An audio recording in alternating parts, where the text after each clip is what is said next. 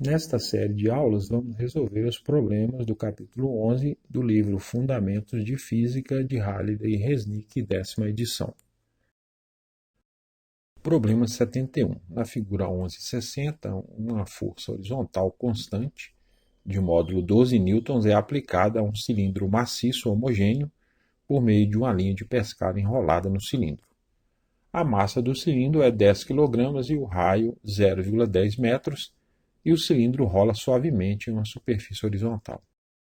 Letra A. Qual é o módulo da aceleração do centro de massa do cilindro? Letra B. Qual é o módulo da aceleração angular do cilindro em relação ao centro de massa? Letra C. Em termos dos vetores unitários, qual é a força de atrito que age sobre o cilindro?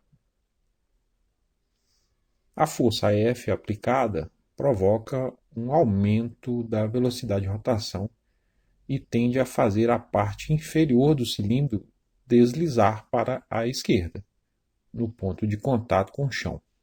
Uma força de atrito dirigida para a direita se opõe à tendência de deslizamento. Então, na direção horizontal, as duas forças atuam no mesmo sentido, o sentido para a direita.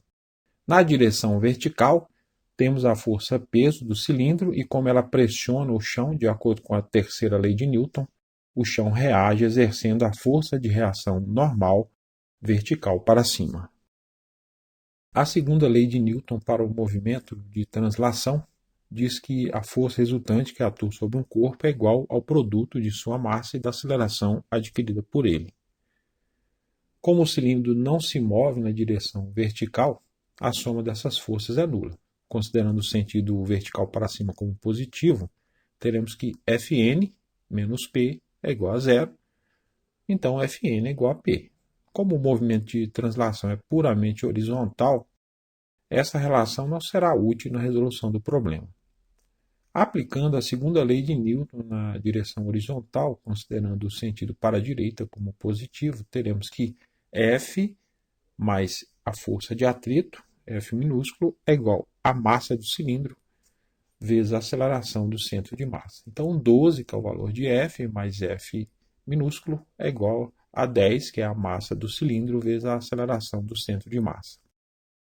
A segunda lei de Newton para a rotação diz que o torque resultante é igual ao produto do momento de inércia e da aceleração angular.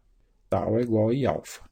Observe que quando o cilindro se move para a direita, sentido que consideramos positivo, ele gira no sentido horário. Então, o torque exercido por uma força que faz o cilindro girar no sentido horário, neste caso, ao contrário do que adotávamos até aqui, será o sentido positivo de rotação e também do torque. Isso se faz necessário para ficar coerente com o sentido positivo que escolhemos para a translação do centro de massa do cilindro.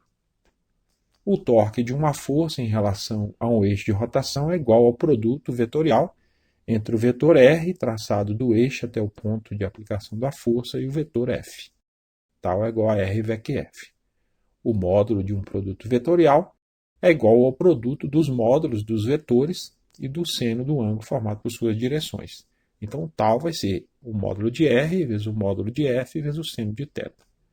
Quando os vetores são paralelos, o ângulo formado entre eles é igual a zero, ou 180 graus.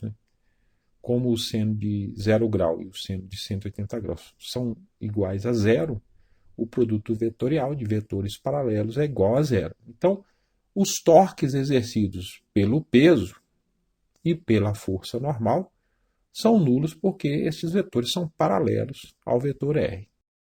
Observe que o ângulo entre o vetor R e a força F maiúsculo é igual a 90 graus e que a atuação dessa força fará o cilindro girar no sentido horário, que é o sentido de rotação que definimos como positivo. O torque dessa força é positivo e o seu valor é tal F vai ser o módulo de R vezes o módulo de F vezes o seno de 90 graus. Como o seno de 90 graus é igual a 1, isso é igual a R vezes F. O ângulo formado entre os vetores R e F minúsculo também é igual a 90 graus. No entanto, a atuação dessa força fará o cilindro girar no sentido anti-horário. Então, o torque dessa força é negativo e seu valor é tal F vai ser menos R vezes F vezes o seno de 90 graus. Como o seno de 90 graus é igual a 1, fica menos R vezes F. O momento de inércia de um cilindro ou disco em relação ao eixo central pode ser encontrado na tabela 10.2 do livro. I é igual a 1 sobre 2 vezes M vezes R ao quadrado. O R é o raio do cilindro. Aplicando a segunda lei de Newton para a rotação, fica o torque da força F maiúsculo, R vezes F, mais o torque da força de atrito, menos R vezes F, é igual ao momento de inércia, 1 sobre 2 vezes M vezes R ao quadrado, vezes a aceleração angular alfa. Como temos R em comum na expressão da esquerda, podemos escrever como R vezes F menos F é igual a 1 sobre 2 vezes M vezes R ao quadrado vezes alfa. A gente pode simplificar o R com um dos R's da direita.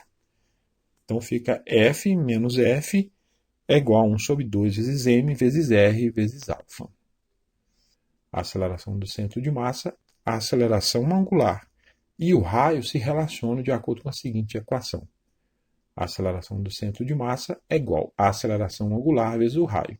Resolvendo essa expressão para a aceleração angular, alfa vai ser ACM sobre R. Substituindo na equação anterior, fica F menos F é igual a 1 sobre 2 vezes M vezes R, vezes o alfa, que é ACM sobre R. A gente pode simplificar o R, então fica F menos F é igual a 1 sobre 2 vezes M vezes ACM. Substituindo pelos valores, 12, que é o valor de F, menos F, que é a força de atrito, vai ser 1 sobre 2 vezes a massa, que é 10, vezes ACM. Então, fica no final, 12 menos F é igual a 5 ACM. Temos um sistema com duas equações e duas incógnitas. Somando as duas equações, fica 12 mais 12 dá 24, F menos F dá 0, então vai ser igual a 10 ACM mais 5 ACM dá 15 ACM.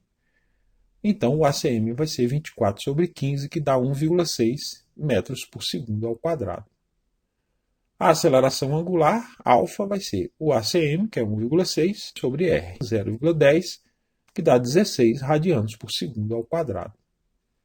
Substituindo o valor da aceleração do centro de massa na primeira equação do sistema, fica 12 mais F é igual a 10 vezes o ACM, que é 1,6.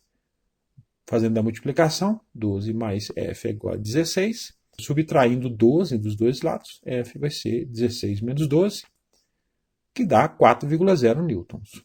Como já vimos que a força de atrito aponta para a direita, que é o sentido positivo de translação, na notação de vetores unitários fica o vetor F vai ser 4,0 newtons vezes I. Todos os resultados foram escritos com dois algarismos significativos, que é a precisão das medidas originais.